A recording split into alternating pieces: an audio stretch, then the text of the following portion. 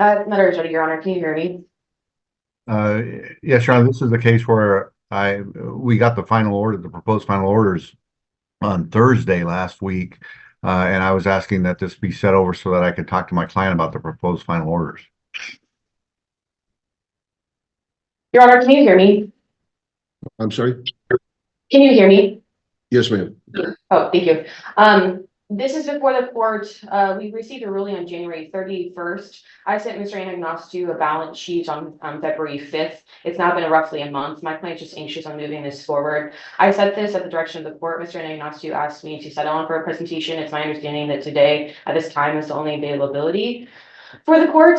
I do understand that Mr. Anagnostou only received them on Thursday, but I do believe that they're consistent with the court's ruling and my client's anxious to move forward. Yeah, I can't simply put things over because I don't have any kind of a regular calendar. As I recall, we had discussed the idea of handling any issues by way of email, and both sides were agreeable to that. So, Mr. Anagnostou, if you've got any objections, forward those to my email by the end of the week. Ms. Gilmore, you can respond say Wednesday of the following week, and I'll resolve it by the end of the week.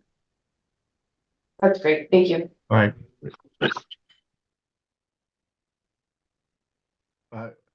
Ann Height, guardian ad litem, Your Honor.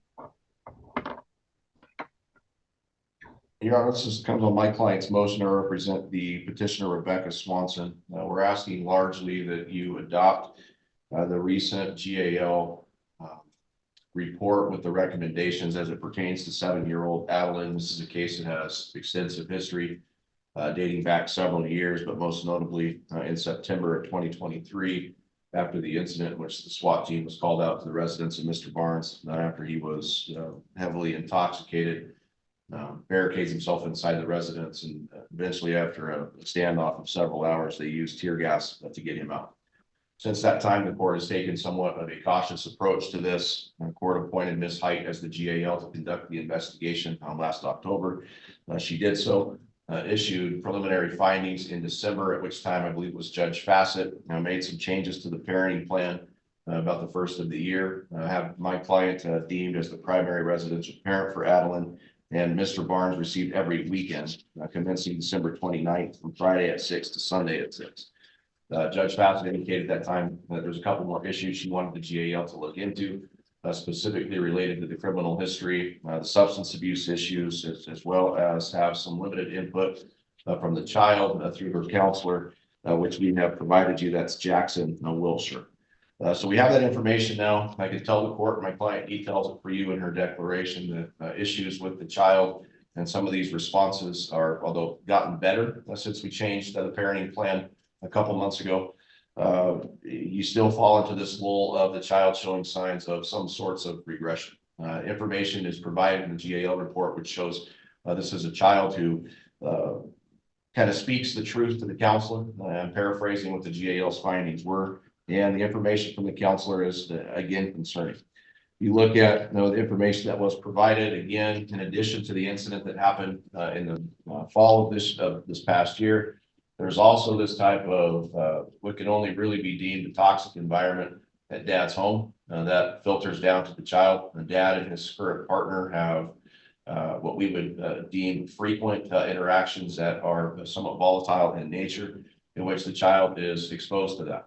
Child comes home and manifests stomach aches. Child comes home and manifests some of these symptoms of going to the counselor and talking about the issues at dad and stepmom's home, how that makes her feel uncomfortable, how she's essentially delegated to her bedroom with her younger half sibling, in which she again experiences and overhears and listens to the what can only kind of be deemed arguments between dad and stepmom. Again, comes home. Those are kind of detailed in the counselor and the GAL alike, in which she expresses concerns about what's happening at dad's house, the uncomfortableness of that, and then goes forward and says, and we've given you the information, which is notable again from the most recent counseling sessions, in which the child is asking the counselor in very clear terms to please tell the adults, meaning dad and stepmom, to stop. We've given you information from the child. The GAL has done the same, which again kind of shows an ongoing pattern. Now, my client is detailed for you in her declaration. Again, her experiences, which are occurring right in front of her. This is a case for Mr. Barnes, is including the child in very adult discussions, very adult topics, including what is it you're telling the GAL and that your mom's trying to take you from your half sibling. I think it looks no further again and kind of illustrates that point as to the concern and the information that was provided, which clarifies that not only is bio dad engaging the child in this, but allowing the stepmother to do the same.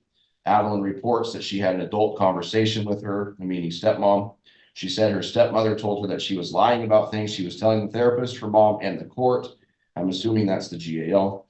She clarified that her bio dad was also present and engaging in that. And then ultimately, counselor tries to get her, onto different topics about school and such, comes back to Adeline saying that she just wants someone to tell her dad and stepmom to quit engaging her in adult conversations.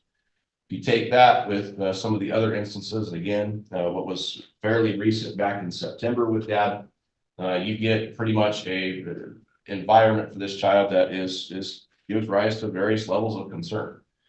We are asking you to adopt the first, third, and fifth weekend as proposed by Ms. Height. I think that makes sense. My client has absolutely zero interest in Okay. Love you. taking this child from her father. But again, the healthy context of that is important. I think it's also important if we look at the counselor, and Ms. Height states in her report that that's one of the individuals that Adeline is most comfortable with, tells the truth to, and this person says that he supports again this alternating weekend pattern, that's probably the context that's most appropriate for Adam. We're asking for that. Also asking for some evaluations to be done. This is a case additionally, Mr. Barnes notoriously minimizes his behaviors. He stated back in the fall that the SWAT team being called to his house after he was drunk for a several-day period was a one-off.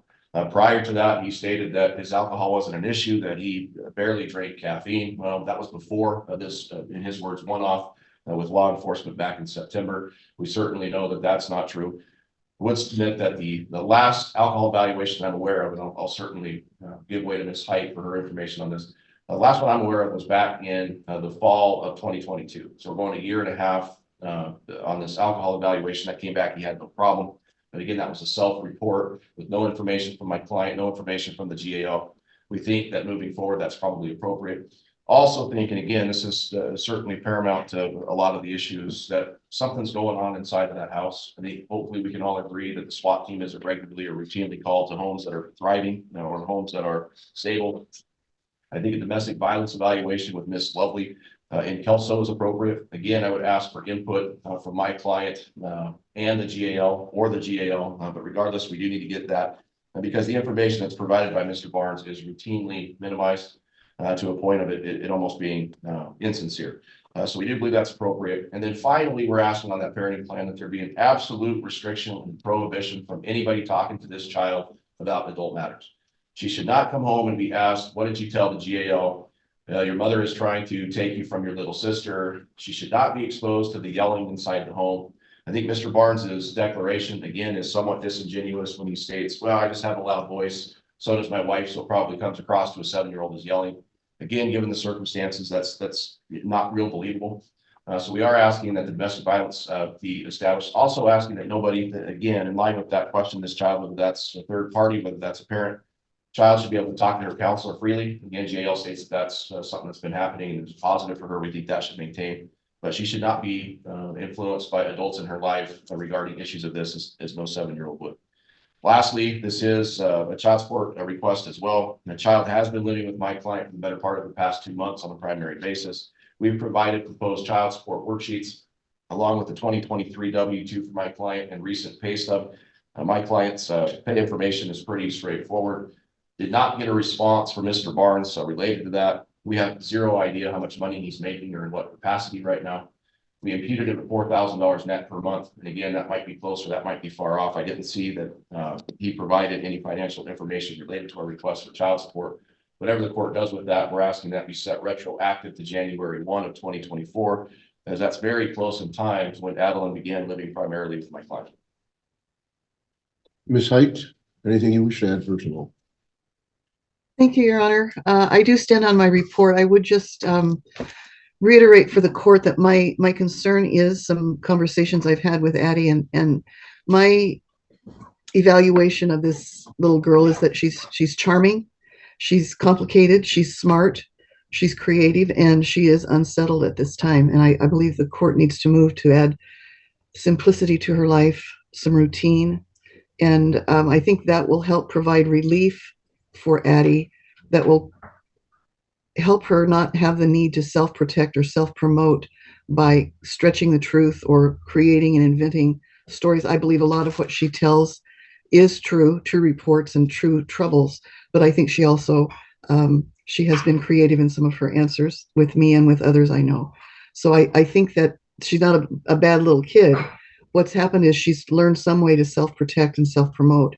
And I think if we can get to the basis of that, which is, I believe, unrest, constantly being, she feels, she says, cornered, and she feels expected to report to the other parent. And I think if we can take that piece out, that will go a long way to helping her get some stability that she needs. Ms. Dow? Your Honor, despite the seriousness of the situation last fall, there's no indication that it was other than a one-off mental health breakdown that my client had, and it was fueled by alcohol. He has not minimized the seriousness of it. He totally owns what's going on. As the GAO report notes, he immediately took steps to address the circumstances that led up to it. He's been engaged in ongoing counseling for stress management. He asked to have mental health evaluations, but both resources he went to said that it was not appropriate because he was in current counseling. His financial stressors have been reduced. He's got a new job. He's tested negative for substance abuse, and he has been having regular UAs and can provide reports with that. We've provided a few. I believe there are more available. He's gone so far as to apologize to law enforcement, local law enforcement, about what happened. This is not the way he lives his life. Despite counsel's picture of what goes on in his home, he and his wife both support each other. They've had some marital issues. They also immediately started engagement in couples counseling so that they can resolve any sort of disputes or conflicts between each other without getting loud about it. Without minimizing the seriousness of this in any way, Ms. Height's recommendations basically focus on reducing stress for this child, dealing with her tummy troubles. It's not unreasonable to say that stress is contributing to this child's issues. But as Ms. Height also points out, stress is a fact of life. And this child's means of coping with stress are to create descriptions of her world and descriptions of what's going on around her that she understands, and to receive approval from her parents. I'm not sure what goes on in her mother's house. I can only go by what my client tells me goes on in his house. This child wasn't present when this incident occurred. And the only thing that she knows about it is that all of a sudden, she wasn't allowed to see her father until they could get into court and get the protective order dismissed. They went back to the schedule that she's had all her life, which is week on, week off with her parents. Then it got changed again. And now mom is asking the court to change it yet again. I don't think that is going to make the child feel more stable or feel like there's anything but a problem with her father. What my client is asking, rather than put the child squarely in the middle of this, right, is to either go back to the week on, week off with specific requirements for continued counseling for the child, continued counseling for my client, and then a review maybe in 60 days, or to retain the every weekend program that the child is following right now so that she's not hit with another change. And then again, have this reviewed again, after a reasonable period of time, and Ms. Height could chime in on what she thinks might be a reasonable period of time. Making more changes to this child's life is not going to help. And as an aside, in the proposed parenting plan that was submitted by Mr. Zandy, there's no reason to remove joint decision-making from both parents. They have been involved in the past. In the past, both step parents and parents were involved with this child. When there were issues with the child, all 4 parents were involved in resolving them. That has gone by the wayside now. But putting further barriers in the way of these 2 parents working together and having this child feel like her parents are still her parents, they're still working together, they still love her, they still parent her, that's not going to help this child's stress. So we're asking that we maintain the current schedule, and then with requirements for my client to continue counseling, with additional counseling for the child, and look at this again in a couple of months. Any comment on the child support issue?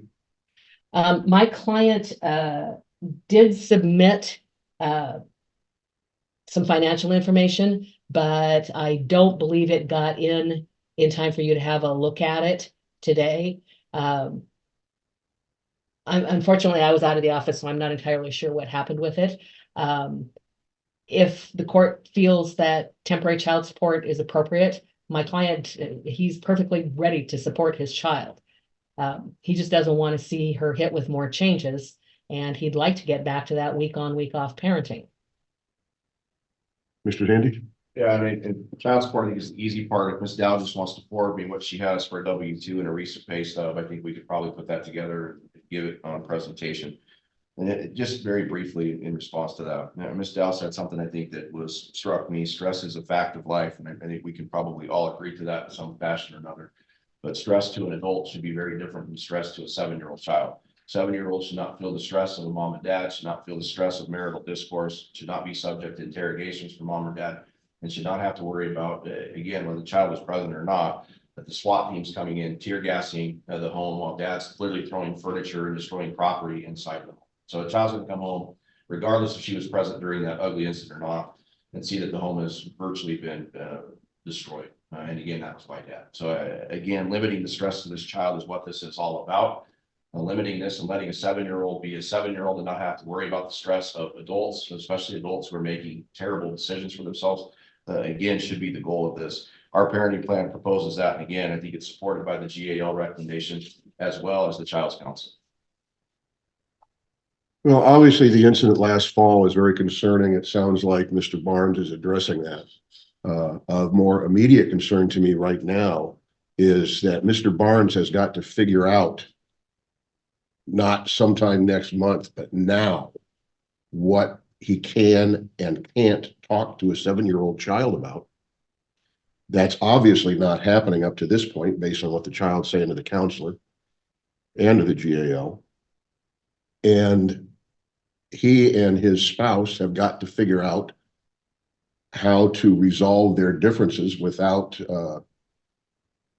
parading them out in front of the children. His notion that, gee, both of us just have loud voices, so maybe they might think we're arguing when we're not, I don't buy for an instant. I'm going to adopt Ms. Swanson's proposed parenting plan effective immediately. The only change to that would be maintain the joint decision-making except for extracurricular activities. Whatever she does with those aren't to interfere with the father's visitation time. And knowing Mr. Zandy and Ms. Dow, I assume they can sort out the child support issues. Child support should be effective March 1. I think we could probably do this without a presentation date, but just to track it, do we want to set one of those? And I guess given my lack of schedule, if you need one, we'll have to go through court administration and set that up. And I know we're on the docket. This is a little different than a settlement conference. Can we email you directly if we have any issues with that, provided we CC the other? What is that a little bit too liberal? Is that agreeable to you, Ms. Dow? Your Honor, that would be agreeable to me if that's All right. agreeable to the court. And that's fine with me. Okay, we'll do that. Thank you. All right. Present, Your Honor. Thank you, Your Honor. Thank you, Your Honor. Twyla Corey, guardian ad litem. Ferdinand Ignacio, attorney for Christopher Crocker, father. Casey Looney on behalf of the state for child support, Your Honor. All right, counsel, go ahead. Well, this is not my motion. We're the responding party. My client doesn't want changes to the parenting plan, Okay, the temporary parenting plan that Your Honor entered. It's been some time ago. It was a split custody arrangement, 4 days with one parent, 3 with the other, and then it would reverse 3 and 4. And so in a 2-week period, they each got 7 days. This parenting plan, I believe, has been working out very well with the children. The only thing that has changed is we received the guardian ad litem's report, and on the basis of the guardian ad litem report, they brought this motion, but we're asking that the matter go to trial. Information that wasn't included in the guardian ad litem report, and I can go over that. I'm not sure. Like I said, we're the responding party, and we want this. Our request is that Ms. Acevedo have a full evaluation with input from my client before we proceed to trial. Then take testimony if the court. We did a declaration of a witness that witnessed Miss Acevedo doing cocaine off of a toilet seat in a bar. She's a bartender. That witness will come in to court and testify, and the court can weigh credibility of witnesses and testimony. And that Miss Acevedo has a significant drug and alcohol problem. She's a bartender and tends to get drunk and drive drunk with the children. My client indicated that in his declaration that sometimes after working and after drinking, she would pick up the children and drive with them, and he's very concerned about that. On my client's side, he has the children. His son is now enrolled in school and Head Start. She's not on board with their son going to school, getting started in preschool and Head Start, and their daughter Calliope is also going to Head Start periodically, but she's young at this point. But their son will be starting regular school next year, and so this is my client's attempt to get him, a Head Start through the Head Start program, and Miss Acevedo is just not on board with any of that. So we ask that that your orders stay the same until we can proceed to trial on this matter and present all the evidence to the court, and the court weigh credibility of witnesses and make a final determination of what's the best interest of these children at this time. and Ms. Acevedo, anything you want to add? Yes, Your Honor. I received a declaration from Mr. Crocker on the 29th. I have yet a chance to respond to it. I should have it filed by the end of day tomorrow. I'm fully on board with my son in school. I do take him on the days I have him, including 2 family nights at school. The teachers there wonderful. I have no problem with him being in school, and I've already talked to the school about beginning Callie's early enrollment, which is at-home visits with a teacher. The witness in question that Mr. Crocker is using testimony from has a ulterior motive for her false testimony, and that's because she holds me responsible for the loss of her child, as she brought me her child bruised black and blue, and I reported it to CPS. That child has since been removed from her care, and she holds me responsible. I do have threatening voicemails left by her. The day she was released from jail, she called me on my phone and threatened to go to my home and hurt my children and myself. That's most of the reason why she's lying. I definitely did not do any drugs in any bar at any point in time. In the night in question, my mom was present. So I would like for the court to set this over so I have a chance to file my response that I can get in by the end of day tomorrow, if that's okay with the courts. Ms. Corey?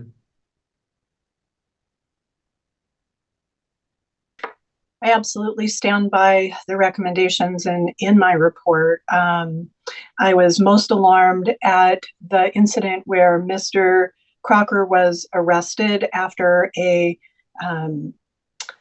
removing the young child from Miss Acevedo's home without her permission.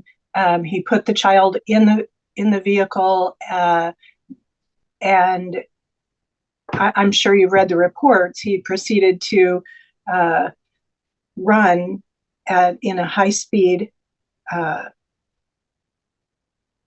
high speeds, and Miss Acevedo trying to go after her son. She jumped in the back of his truck. He was eventually pulled over after being instructed to pull over by the police and not doing that. He eventually did and was arrested for reckless endangerment, obstructing an officer, and something else that was eventually dropped. Although he has done some community service for that, I very much worry about his decision making and his emotional state that would lead him to do something like this. I also worry about his use of fentanyl, and he had been using fentanyl and had checked himself briefly into a detox center that same month of that incident.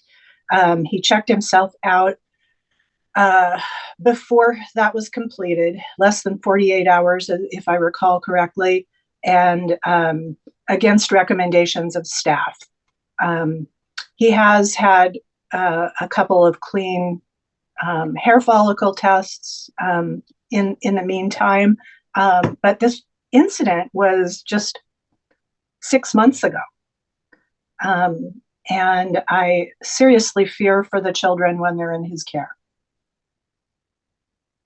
Mr. Ignacio? Yes, Your Honor. This is upsetting with regards to this incident. So, the guardian ad litem said he didn't have permission. You don't have to get permission to take your child. He's the father. There was no orders in place. She had taken the children from him. The children primarily lived with my client throughout their whole lives. They have residence at his home. They have rooms and everything. And Miss Acevedo takes him. He wants to get his children back. He goes there to get them back, and ends up, charged with a crime because he's trying to get his children back. And there's, I understand when parties are breaking up and these things are happening, it's high emotions, and things happen that are not consistent with a person's character. My client has always had the children. That was well established, that Miss Acevedo kind of would drop them off. They would be at his house for most of the time. When she visited him, she would visit him at his house where they have rooms and all their things. And then she takes them and prevents my client from seeing them because she has a boyfriend, Mr. Hess, who is a registered, child molester, and doesn't want my client around. And so my client, anyway, he went through the criminal process. That's all resolved. He doesn't have extensive any criminal history. He has, and he will continue if the court wants to take hair follicle tests. He's submitted those. He is clean. He has been. All of this of her taking the children has been emotionally trying for him, and here we are. So we're asking for the opportunity to go to trial and present all the evidence so the court can weigh credibility of witnesses to determine the best interests of these children, which my client firmly, strongly believes is in his home where they've always been. All right. Well, I certainly agree with Ms. Corey's concerns about the August incident and the decision-making of both parties at that time. It looks like we don't have a trial date. This needs to get put on the next trial assignment calendar. When is that?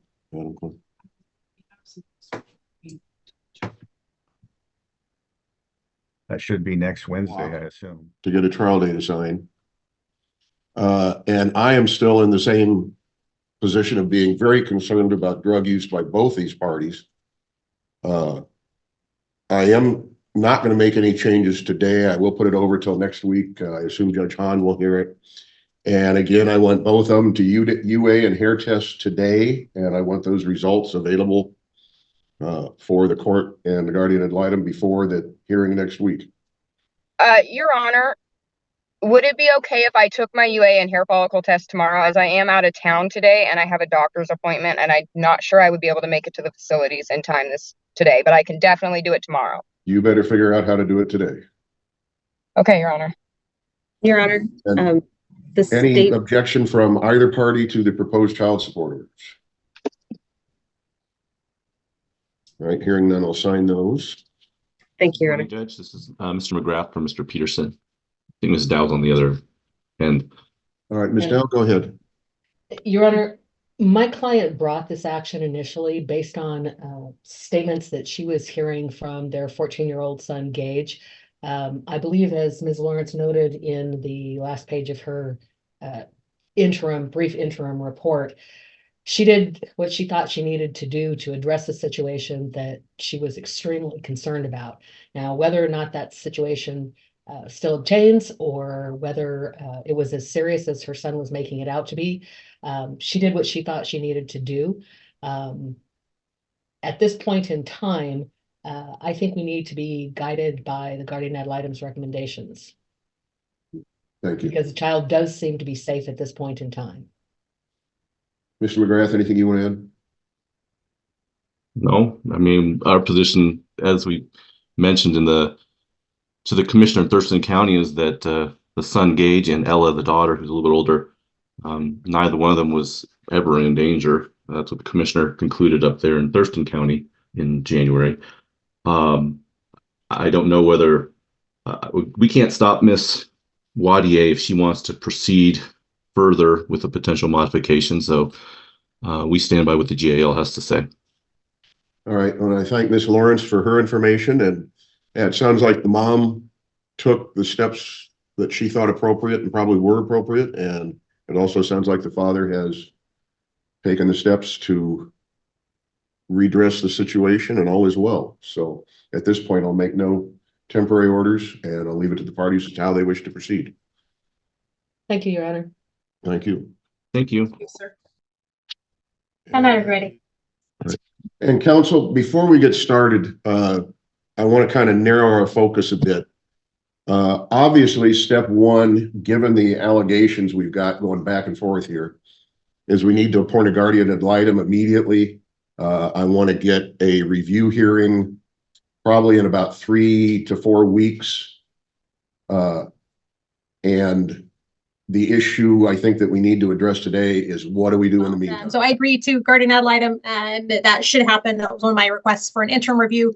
I think about a month out, month to 3 weeks out. I think that Ms. Winkles did file not a recusal, a disqualification on Judge Hahn. I think that was largely just to try to push it off of today. But nonetheless, there it is. And so that's going to push us to the afternoon. So when we schedule that, that'll need to be to the afternoon docket.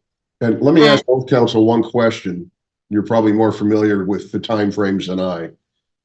Assuming we appoint a guardian ad litem today, is 3 weeks a reasonable time frame to expect some sort of emergency report, or does it need to be longer, shorter, what? 3 weeks is reasonable if we get the order entered today. There are bench orders, and if we get it entered today, and Ms. Winkles and I can reach out to the GAL today and say the court's ordered an emergency report. They don't like it, but so long as we get the order entered immediately, yes, and because it's an emergent situation, GALs do generally tend to respond and are effective in that short time frame.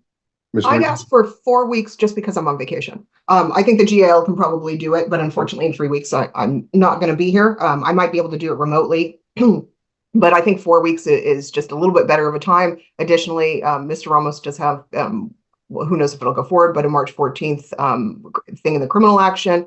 We have March 11th DVPO hearings. That will give the guardian ad litem time to get whatever happens. In all 3 of those other cases, get the information from that to use it in this case. So I think 4 weeks is probably more reasonable on them, but I'll defer to Your Honor. All right, so April 2, then on the afternoon calendar, correct? Yes. So April 2 is spring break. Oh, So I don't think anybody, my doubt is Ms. Winkles or I are here that week. all right. So then it sounds like we better be on March 26th. All right. All right, Ms. Baldwin, go ahead. Thank you. So obviously, in this, I object to the materials that are unsigned, unsworn. There's a quite an effort to try to shove in materials that are just documents that are really declarations. The court shouldn't consider those. They obviously are what they are. Number two, the court should look at the underlying materials when you're weighing credibility. Mother's witnesses are the Ms. Stout, one of her adult children not living in the home. Obviously this person has a reason to support their mother. The other is Mr. Gibbs, her adult son, exact same position, is going to fully support his mother, and again, not living in the home. So we have two adult children supporting their mother. The underlying case is 4 children. The 11-year-old, 9-year-old have a final parenting plan listing my client as the primary parent, and not just primary, mother had alternating weekends. Then we have a subsequently born 2- and 4-year-old. My client, so again, my client is the primary parent of the 9- and 11-year-old with a final parenting plan. And that's because these parties had sort of an on-again, off-again relationship. Mother left for an extended period of time, resulting in a final parenting plan.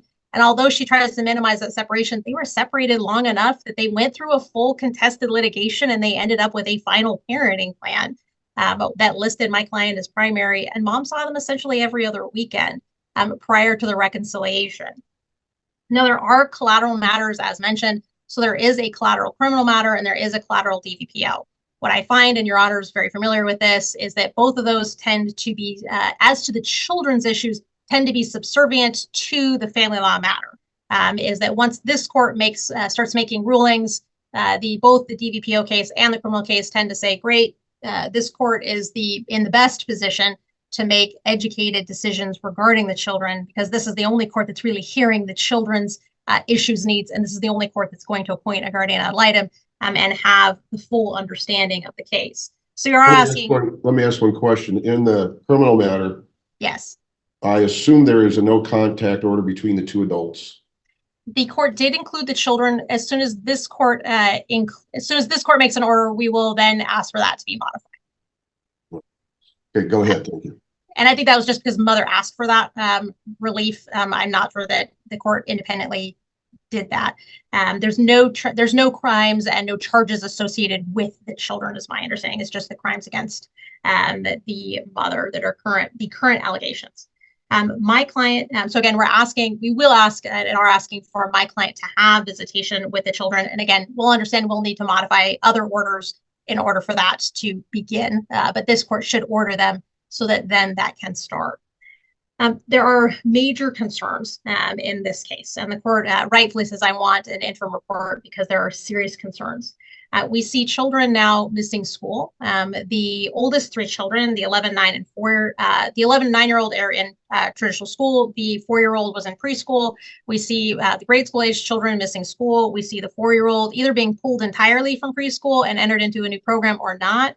But again, children missing school. This has 2 problems. A, academics, but B, children being removed from safe adults that they can use to report their own abuse.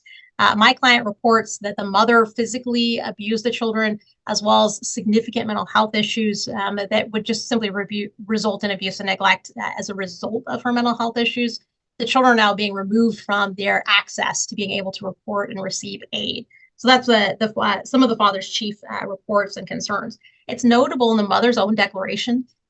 Although she tries to paint herself as primary parent, she fully admits that my client was the one that was taking the 4-year-old on a daily basis to the preschool, and essentially says, well, because he's not here anymore, that's why child's not going. Like, I can't be expected to take child. That really does strongly indicate that my client was sort of the one keeping things together. My client was the one that was making sure that kids got off to school on time, that the 4-year-old made it to preschool on time, because now with him out of the home, nothing's really happening. Children aren't going to school. Youngest isn't going to preschool. Things are falling apart really quickly. So again, my client was primary. There's a reason why he's been primary for these children.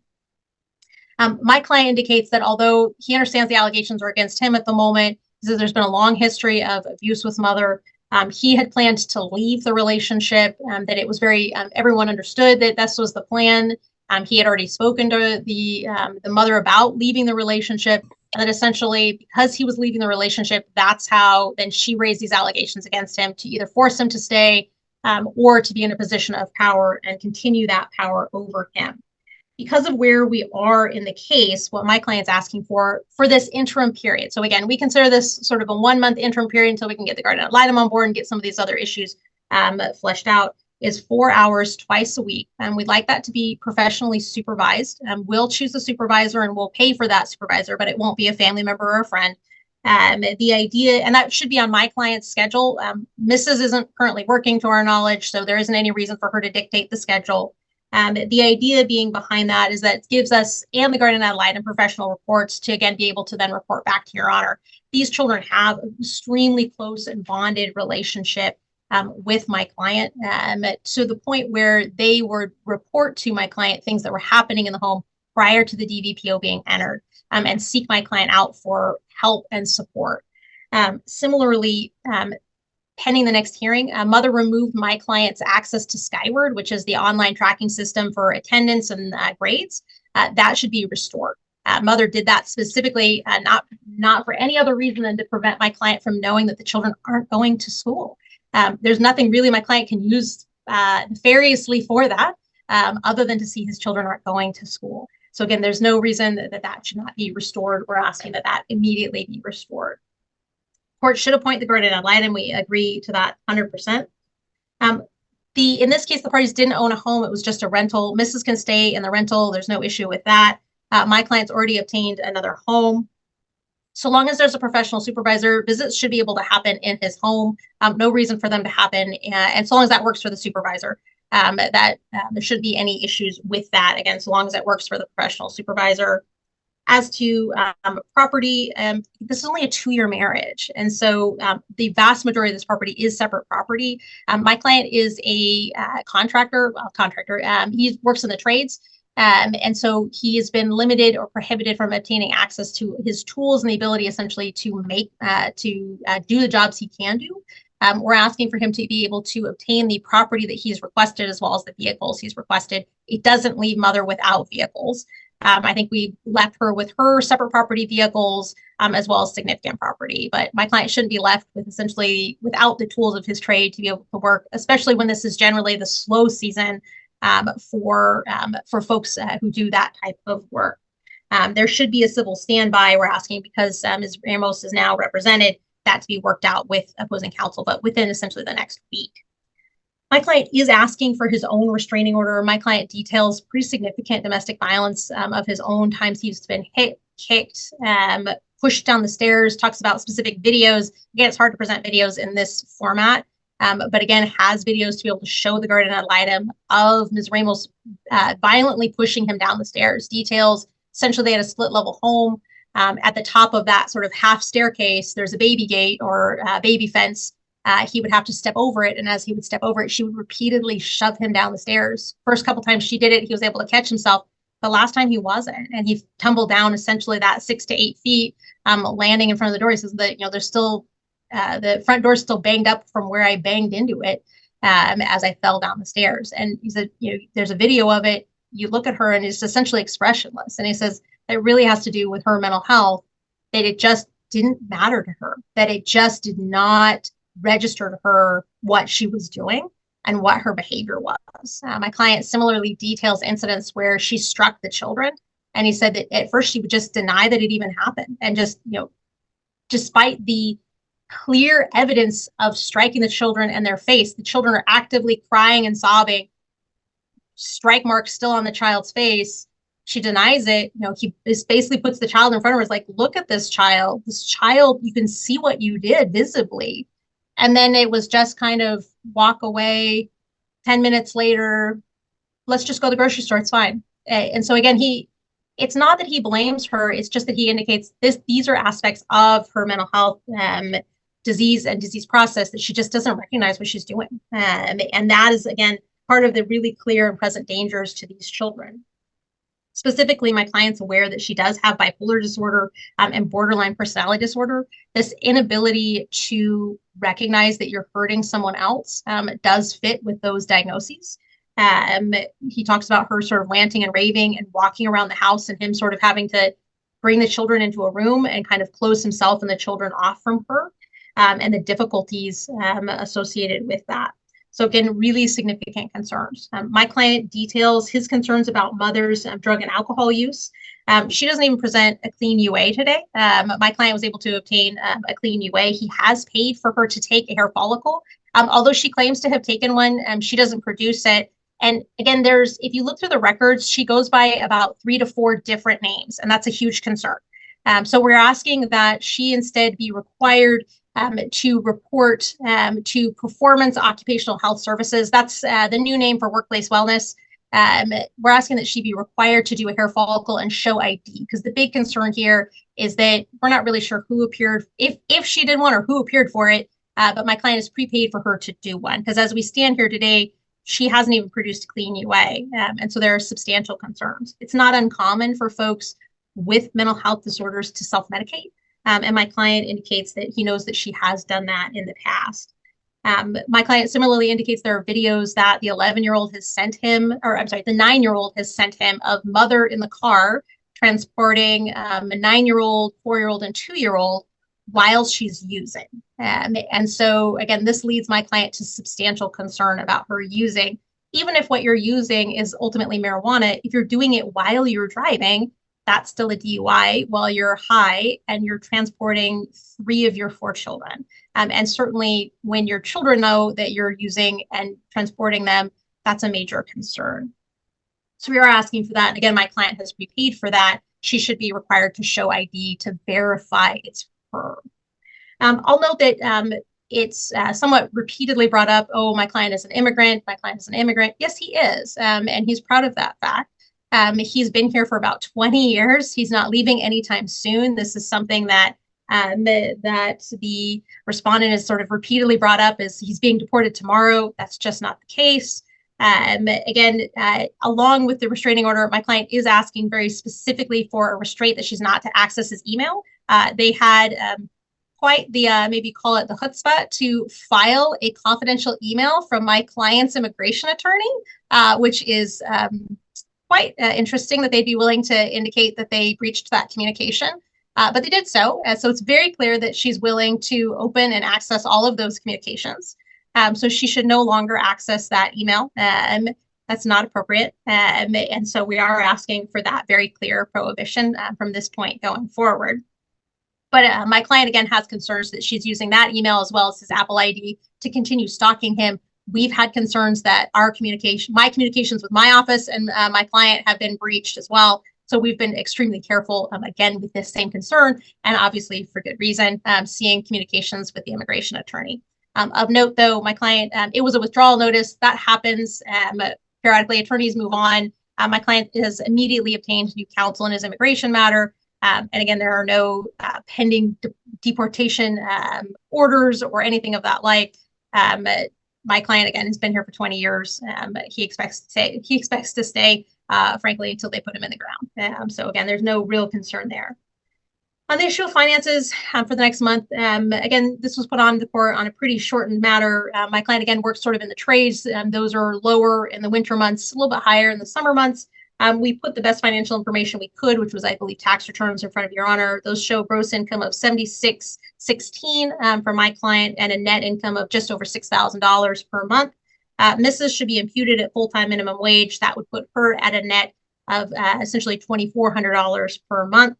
And so that's what our child support worksheet is based on, along with the 4 children. I understand mother at this point is going to need to be primary until we can get further information from the guardian ad litem. What I am asking the court to do, though, is because the supervised visits are going to be very expensive, there's no way Mrs. is going to pay for them. She just won't. That's the cold hard reality. She will not pay in order to prevent my client from accessing those, so he'll pay. But my client should receive a credit. We're anticipating that if the court orders them at assuming about $50 per hour, and that's probably a conservative estimate. I'm anticipating it's going to cost about $1,600 in this next month to have those visits. I'm asking for a credit of $900 just over this next month. That would result in a child support obligation of about $1,000 for this next month until we can come back and review. Again, as far as property, we're asking for that property exchange. And we've discussed the restraints requested.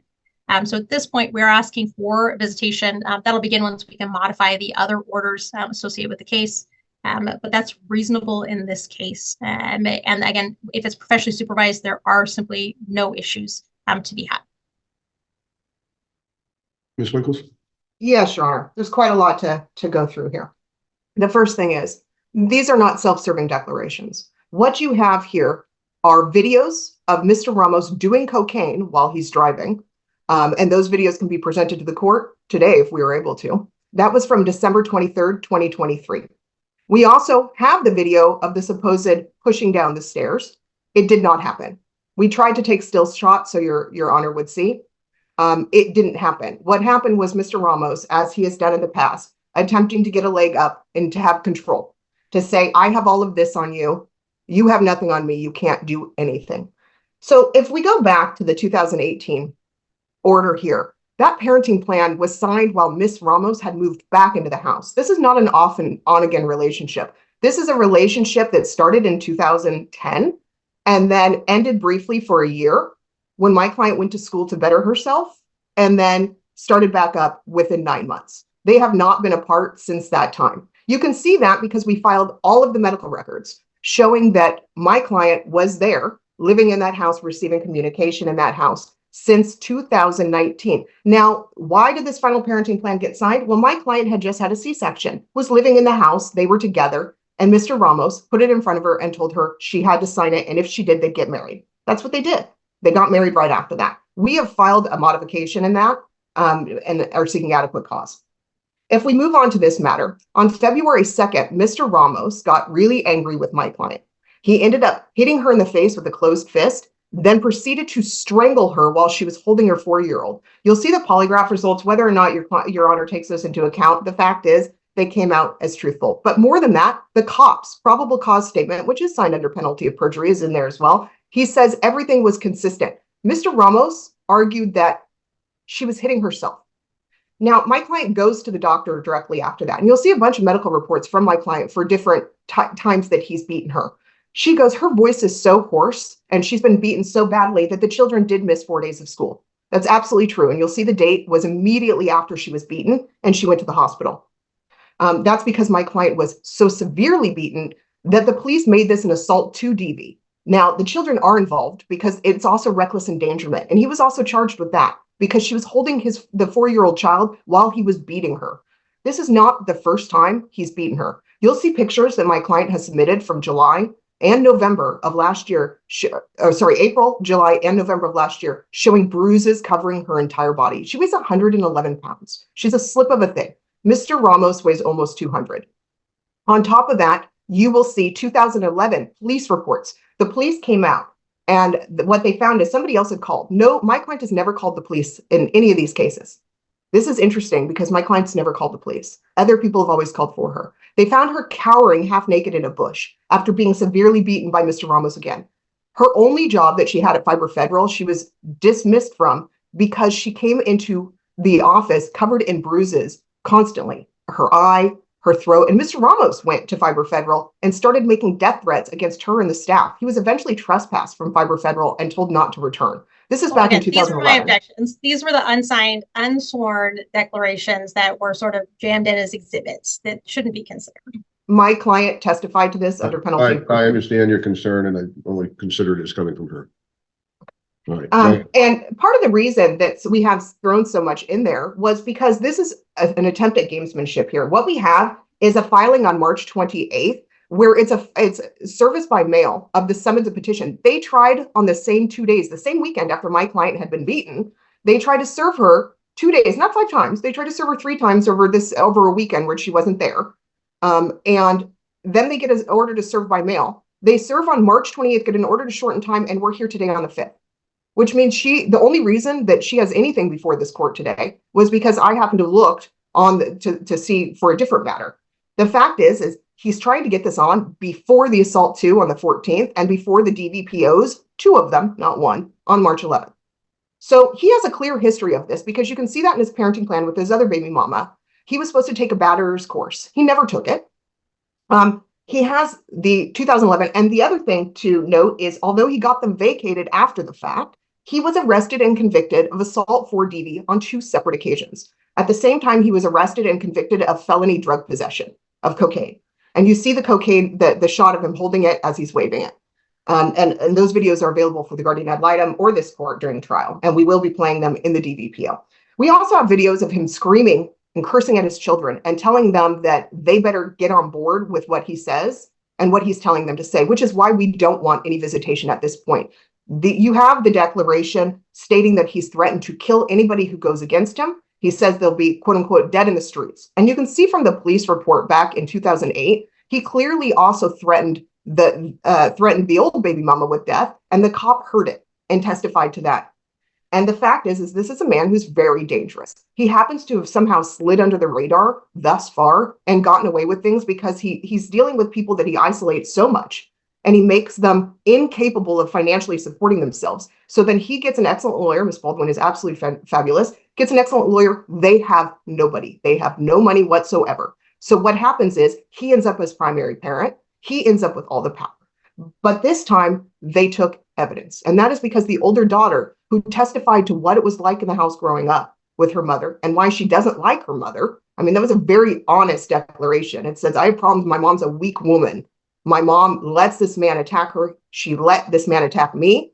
And she's a weak woman. She's a victim. She's been a victim of domestic abuse since 2010. She will be seeing Dr. Mahar for a psychological evaluation because Mr. Ramos has constantly and consistently told everybody she's crazy. She's not crazy. The only thing is she has the same victim, essentially what happens to victims that other victims of domestic violence have. But that was created by Mr. Ramos. That was not born. She was on her way to becoming something big when he met her. And unfortunately, because of that, she now has 4 children and no job.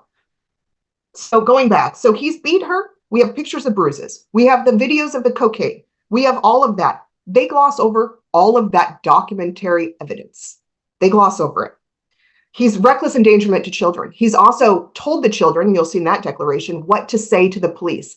The fact is these children have witnessed domestic violence, which means that they're victims. They are victims. He should have no ability to speak to his victims until we have somebody in place like Charlotte Rosen or Allison Long to do some sort of safety reunification.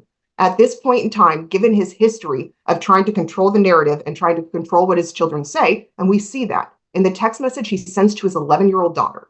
What does he say to her? I asked you last time if you wanted your mom to come home, and I let her, but your mom is evil. Your mom is cruel. All of these things in a text message to an 11-year-old. Absolutely not okay. We also see his interactions with his adult children. You'll see the videos. He provided his 16-year-old sons and their friends with tequila. His older son went to school, got other people drunk, was suspended from school, and then had essentially a police matter and had to write an apology letter. It's funny that he says that these kids are missing school when his own children, his 16-year-olds, are failing. They are failing so much that they can't even do sports. They have F's across the board. You'll see the one child's talking about beating a woman. That's how much they all witnessed domestic violence in their house. You'll see that they've missed an amazing amount of school, so much so that there has to be a hearing on it at a later time. This is the type of father this man is. The fact is my client has not pulled the child from preschool at all. Mr. Ramos, you can see from my client's declaration and the submitted information from the preschool that he has failed to pay for the preschool for 2 months. So the child can't go. My client makes absolutely no money. He made sure of that. And so what has he done in order to control the situation, to have this coercive control, this financial control? He's refused to pay for this child to go to school. And then he said, she's not sending him there. He created that. He's not the primary parent. And we can tell that from the medical records, which is why I submitted them. And so many of them. The father, in the last 5 years, the father has gone to 1 appointment for the children. 1. My client is the contact. My client goes to all of the appointments. My client drives them. My client even drives the older kids, which is why we submitted some of his as well. Mr. Ramos has absolutely nothing to do with any of the medical. Mr. Ramos takes one child to school, the others are bused. He takes the 4-year-old on his way to work. Mr. Ramos works until 8 p.m. at night. My client is there throughout the day with all of them. My client has always been the primary parent. And in fact, my client gets beaten when she doesn't have food ready for Mr. Ramos when he gets home. My client has to beg for groceries. My client has to beg the children to help clean up. And you'll see that declaration as well, where my client, you'll see the text messages on the day where one of the children threatened to kick her ass, because that's this sense of violence that Mr. Ramos has instituted there. He should absolutely not have visitation yet. There should be Allison Long or Charlotte Rosen appointed as a reunification counselor. What he is doing to his children may not be repairable. Giving them alcohol, letting them fail school, letting them see what a man victimizing a woman. And the one child, the youngest child, has significant special needs. You can see that in the medical records. He was born small. He needed significant help after that, and he still does. My client is taking the children to school. And this is something else. Mr. Ramos has asked for every working vehicle in his orders. He wants to leave her with what he calls the separate property of my client, which he took from her long ago. And it doesn't run. It needs significant repairs. What he wants to do is leave her with no vehicle so that he can come back and say, she didn't do A, B, C, and D. She's currently driving a 2013 Mercedes that he paid for in cash. He paid for straight cash. And it was supposed to be hers, but Mr. Ramos likes to take the keys whenever she displeases him, to not allow her to do anything. We asked for my client to have access to that car, to have possession of that car, and the 2013 Mercedes, which is what she's currently driving. He has a BMW. He has all these cars. And for a poor tradesman, as he's claimed in his other hearing not too long ago, that he made $2,500 a month, frankly, that's ridiculous. My client states that Mr. Ramos is not only a tradesperson, but he also sells cocaine. The police are currently investigating him for that, and you'll see that information as well. He makes $10,000 a month. He has money in a safe deposit box. He has money all over in multiple shops all over town. He has different shops all over town. Yet he's left my client with not even enough money to feed the children. She's never been on one of his bank accounts. She's never had any access to anything. She's had to beg, and he won't even let her go to the grocery store alone. She has to have him go, or they have to go together. They have to say that this is a short-term marriage when they have an 11-year-old child is frankly ridiculous. They have 4 children together. If there's a joint asset that you put money into, it's a child. The other thing is the restraining order. He's asking for that so that he can somehow get a leg up in his criminal matter and say, see, I got a restraining order against her. She has done absolutely nothing to justify that. They have no proof because it doesn't exist. We have the same videos they have. My client made sure to take it because he's threatened her so many times with these videos. And it's almost comical that he shoots up to look at the stairs after he's fallen. He just had knee surgery and he tried to step over a gate and there's nobody there. And he goes, how could you push me? How could you push me? And then about 2 minutes later, she shows up and she's like, what are you talking about? Which is why she looks so shocked. We took the still from that. She's never laid a hand on him. You'll see all the police reports. You'll hear all the testimony eventually when we get there. The GAL will get all of it. There is absolutely no evidence that my client has ever done anything. Anybody that meets my client would understand that she is a victim. The videos, the bruises are absolutely appalling. The fact that she lost her first job because he beat her so badly. The fact that he's threatened to kill people. He has 2 resisting arrests. He's been arrested for resisting arrest twice. And he tried to fight one of the cops. We have, again, when they say that my client hit the children, my client has never hit her children. My client has protected her children. She's taken them to the doctor repeatedly and worried about even tiny things such as cysts, skin conditions, anything. There's never been a bruise on those children. Mr. Ramos pulls their ears. You'll see that. And that was not my client's son that wrote that. That was a son of a different partner Mr. Ramos had that had lived with Mr. Ramos before. Again, felony drug possession, assault DV, to say my client is borderline personality and bipolar. Mr. Ramos, I don't know where he went to medical school, but Dr. Mahar will be able to make a determination of that. My client, so Mr. Ramos is asking my client to do a hair follicle, but Mr. Ramos took a UA. So why is it good? What's good for the goose not good for the gander? The fact is that he took a UA because he has been passing these for ages. My client has photos of what she found in his pocket, which are hair follicle shampoos to pass the test. She claims he has never failed the test. And she showed that proof that she had it. My client has no problem taking a UA. She'll take a UA today, but to ask her to take a hair follicle when he didn't, let's make both parties take hair follicles, and let's also find a place that tests for the shampoo. Again, she's never transported the children when she was high because she doesn't use anything. She smoked marijuana. And that's the thing why we also put in her medical records. She's been pregnant 4 times in 10 years. That's like 4 years of the 10 years, almost half of the last 10 years she's been pregnant. You'll see not one single drug test that popped positive for anything other than marijuana twice. There's not one. So if she is an addict and has a problem, I don't know how she went 5 out of the last 10 years, and their current child is very young, is under 2. How she could pass all of those, which is why we submitted so many. Concerning the allegation of this email, my client was the client of the attorney. She was the one that put in an I-130, which is essentially to get a spouse or to get a significant other over here family. The reason why he withdrew is because it became a conflict because she withdrew that support for the I-130. That's not her going into Mr. Ramos's email. Homeland Security detained Mr. Ramos back in 2016. He was detained for a while. He will be detained again. The reason he's pushing so hard on this right now is because if he is convicted of domestic violence or of drug possession, which is why he had them vacated the first time, if he is convicted, he will be immediately deported. Homeland Security is already working on this. These are really way outside the declarations and frankly outside the knowledge of counsel. Nobody here is an immigration attorney. So I kind of let it go for a while, but at this point, we're way outside declarations. It is in her declaration, actually. Well, I think at this point, it's outside the issues that I need to address between now and the next hearing. Okay.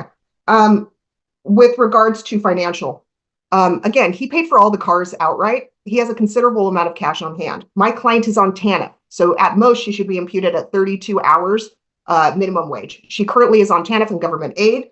She has absolutely zero money. She didn't even have access to a bank account that had anything in it.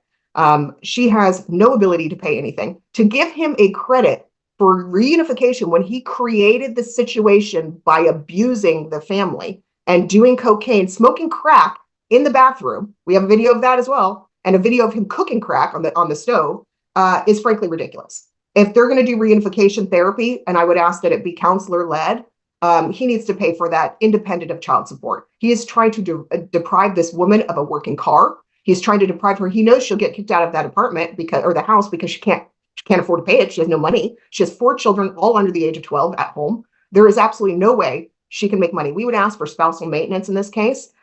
We would ask for spousal maintenance, and we do have a motion on this. So if Your Honor wants to reserve on that, that's fine. But we'd ask for spousal maintenance.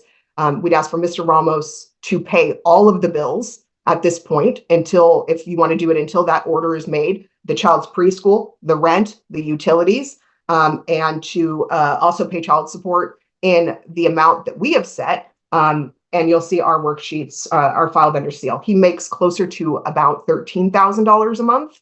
And the majority of that is tax-free. Well, it's not tax-free. He just doesn't pay tax on it. And my client, if given access to that safe deposit box, will probably be able to prove that. We do have more videos of the cocaine dealing as well, which will come forward, but I don't think it applies at this point. Thank you. Ms. Baldwin? So in this case, a lot of what's been proffered is just really histrionics. It's kind of these suppositions of just believe me, this is how it happened, but there aren't any witnesses. There's not any declarations from anybody independent. But we're going to use these people that are either direct family members who weren't present for anything. And that's what we're going to rely on. Huge concerns here when Mrs. says that, there was no gaps. If you were to pull the file that's in our own, and again, we didn't get a reply, so they take a small amount of latitude. Mrs. was dating, and she's had Zimmerman as a last name, Zarak as a last name, and she was dating a fellow named King Sarak, which is, I think, referenced in the prior guardian ad litem report from the prior case. And again, so it's hard to say, this was just a blip and they were barely separated. She didn't, this fairy tale of she just signed that parenting plan, and that was, and Mr. Forster, too, she was represented by Jeff Kenny. No, she didn't. She was represented by free counsel. So this idea that she was just forced to sign just doesn't hold water. So again, these are Mrs. reinventing her story to fit her current narrative, and that doesn't work. The photos that they present really don't match what they say. And again, we also have videos Again, that's why guardian ad litem is appropriate here. They're saying, hey, don't let dad see these children at all. And again, the gamesmanship on their end is prohibit dad from seeing children who the dad was the primary parent of the older two by court order. Don't let dad see them for months at a time, which does damage to children, even in a controlled environment. That is not appropriate. My client's saying, hey, he's being very reasonable, until we get more information, I'll have it professionally supervised. There's no questions here. So we're offering a completely safe environment where there won't be any discussions about legal matters or the like. And even then they say, no. And because the reality is that you're going to have reports that these children are closely bonded with father. Again, veracity is really important. The only witness here that really doesn't have an axe to grind is the neighbor. And what does the neighbor report? The neighbor reports, I've seen Nicole, the mother, chasing Manuel while he's holding the child in circles around the house and essentially around the yard while the children are yelling, Mom, please stop. So we have situations where even the neighbor's like, yeah, I've seen her chasing him. And the kids are like, stop it. That is not a situation where mom is this shrinking violet and she has done nothing wrong. The reality is that mother is absolutely somebody who suffers from mental health issues. She is her own person who's created domestic violence in this home. There are a lot of questions. The 16-year-old boys are not at issue here. That's a completely different situation and very different than the children that are of this case. Their financial aspects are just wild guesses with zero underpinnings to hold any sort of weight. Their medical records are, hey, I hope if I just file enough of these that we'll just get it passed, Your Honor. But the reality is a number of those show that the father was in attendance too. So they really don't show that mother was the only one present. They often show mother was in attendance. Hey, father's been arrested, but they don't say but not convicted. My client is an immigrant. His skin is not so white, not uncommon for folks, unfortunately, to be arrested. And then later there isn't evidence and those cases are dropped or dismissed. And that's what's happened to my client on numerous occasions. Those cases just didn't hold water. They went away. So again, in those types of cases, what we're asking for here is extremely reasonable, is for my client to have regular supervised time with the children twice a week for 4 hours. And that would be professionally supervised to provide for child support. Again, short-term marriage has to be, spousal maintenance is not appropriate. This is a less than 5-year marriage, and really it's a 2-year marriage. That's incredibly short. And although they try to make hay, it just doesn't get there. But when we look at the statute and we look at case law, marriages under 5 years, the court really should be saying, hey, you need to kind of get back onto your own 2 feet. So that's really where we are. And my client really doesn't have the ability to financially support multiple households, especially in this season, in the winter versus in the summer season. And again, 2-year marriage. So we are asking for that. We are asking for the property that we've requested. Again, it's not as if he's asking for the 2023 vehicles. A lot of these vehicles are 20 plus years old. One of them is an Econoline. It's clearly like a work vehicle, a work van.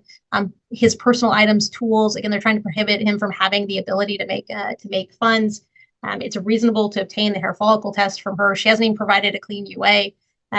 So we believe that what we've asked for is incredibly reasonable, should get a guardian ad litem on board, and the 26th is a fine time to review. All right, so between now and the 26th, I want to outline what we need to do. And a lot of this is based on the fact that I've got no idea what's actually going on in the home. Both are making very concerning allegations. I can't lose sight of the fact that Mr. Ramos has serious charges pending against him. So all the kids are to be in school all day, every day. All the kids that are of school age, and that includes the preschool for the youngest. Mr. Ramos is to make sure that that bill is current. Both of them are to do hair and UA by tomorrow at Workplace Wellness. He needs to go there and pay for that for both of them. We will need a civil standby for him to pick up his tools, the work van, and they are to stay out of each other's email.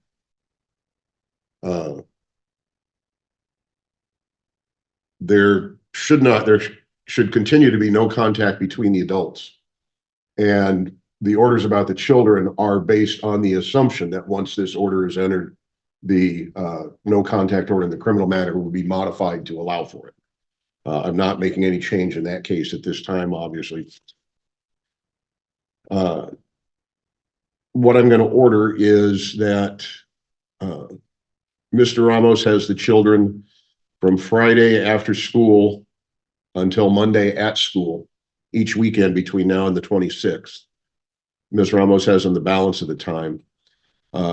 The youngest, the 2-year-old, and I'm not sure the hours for daycare, so this may apply to the 4-year-old as well, should be exchanged Friday, 5 p.m. and then Monday by 9 p.m. Your Honor, can we also put a prohibition on leaving the state of Washington? He's threatened the mother with taking them to Mexico where she'll never see them again. Kid shouldn't leave Cowlitz County. Okay. She gets that 2019 Mercedes to use currently. I'm not going to enter a specific child support order at this time. Mr. Ramos should provide $1,000 to Ms. Ramos by Monday. And if there is rent due on the property they were living in for the month of March, he needs to get that paid immediately. Continue to be no contact between the adults. I will allow, for purposes of the exchange, whoever's moving kids back and forth, they can text each other and say, I'm here. The other one can then send the kids out, but that's the extent of their contact. I'm going to leave it to counsel, I think, at least at this point, and call me if there's a problem in terms of the specifics of the exchange of the 2- and 4-year-old. I'd like it to be just that they're sent out the door. They're awful young for that, obviously. It will work if the 9- and 11-year-old are with them, or work better if that's the case. But I'd like to see it happen. If counsel can't get that sorted out, I'm perfectly willing to solve that by email or by phone, if it, given my situation. And that leaves us with the GAL order. Who are our next 3? Twyla Corey, Heather Kell, and Sherry Involved. I didn't hear the third one. Sherry Involved. Corey. Hamilton Involved. Oh, okay. Ms. Baldwin, going to strike one? I'll strike Twyla Corey. And I'll strike Sherry Bald. So that leaves us with, and I will sign that order right away. All right, and then questions before we move on. Is your honor ordering my client have access to Skyward to ensure that the children are going to school? Yes, he needs to be back on the school system. My client didn't take him off, so she's not sure what to do because she doesn't have access. Contact the school and make sure that he's still on it. Yeah, she changed the passcodes, so. And then, so your honor, and I'm saying once we change the restraining orders to match, were you intending for the parties to be able to text like, hey, I pulled up curbside kind of a situation? Was that your intention? Yes. Okay. That would be the limit of the contact between them. Counsel, do you want to do that via Our Family Wizard? My client doesn't have any money to pay for it. It does take about 4 days for them to. At this point, we'll just do it by text. Okay, that's fine. And then what were the vehicles that your honor specifically ordered? I kind of missed that piece. She gets the 2013 Mercedes. I see no reason that he shouldn't be taking the rest of them, except for the issue of the no contact order. If they're in such a condition that we can have a civil standby for that. Okay. And your honor, I just want to make clear, let me back up on that. Yeah. I'm sorry. It sounds like he's got a vehicle he's driving. He can certainly get the van that was described as the work van. The other stuff, I think, just has to wait until the 26th. And your honor, because my client has stated quite a lot that these children have been influenced by their father and controlled through violence. Can we also order that the children go to counseling before and after speaking to their father or seeing their father? I'm just concerned that suddenly their narrative is going to change. And it's going to be because of this fear. I am concerned with that as well, but I'm not going to set that up right now because there's a myriad of issues pending. Okay. Can my client take the children to counseling? I would just ask, Having the kids in counseling probably is a good idea, but it's going to, I'm going to leave that to counsel. If you can work out who to get them to and how that's going to happen, that's a great idea, but I'm not going to order anything at this point because I've just got too many variables, I think. right. Can we just make it clear, just essentially joint decision-making that needs to be worked out before it's executed upon? Is that fair? Yes, ma'am. Okay. And then just one more question. In the no contact order still takes precedence though in the criminal case, correct? And it's up to them to. Yes, it's still present. And Yes. so this is all ordered on the assumption that that will get modified to allow what I've just said. And then what do we want to do for GAL fees? I would ask mother's portion, county pay. Can we do county pay for everyone and then review at the 30-day? Dad makes over 6,000 on his own statement. I don't know where that would put us. Well, let me ask this. What is the GAL, this council know what the GAL is going to require up front? Because we'll be back in court before her first monthly billing cycle. I think it's 3,000. I think that's true for private pay. And I can't remember off the top what the county pay, $1,495. something like that. Okay, I think I'm just going to have to order that the father, if there is an upfront cost, the father's to provide it right away. Okay. But not the total 3,000. No. Oh, the GAL's just logged into the chat. She said she's here if you want to hear about her rates. Oh, all right. Yes, please. Hello, Your Honor. I'm sorry. I'm signed in as an observer this morning. I'm not actually on the docket today, just listening in and learning. Okay. To get this started, what do we need to get to you? My retainer fee is $2,500 up front. Okay. I don't know enough about their circumstances right now. Can we get through the next 3 weeks on $1,000? Absolutely. Yes. Okay. Let's do it that way. All right. All right. Thank you very much. You're welcome. I'll get that order signed today, ma'am. Okay. And then can we submit orders to you ex parte and then objections ex parte since it's hard to chase you? I have no problem with that. Okay. Okay. That'll work. Very good. Thank you, Your Honor. Thank you. Thank you. Thank you.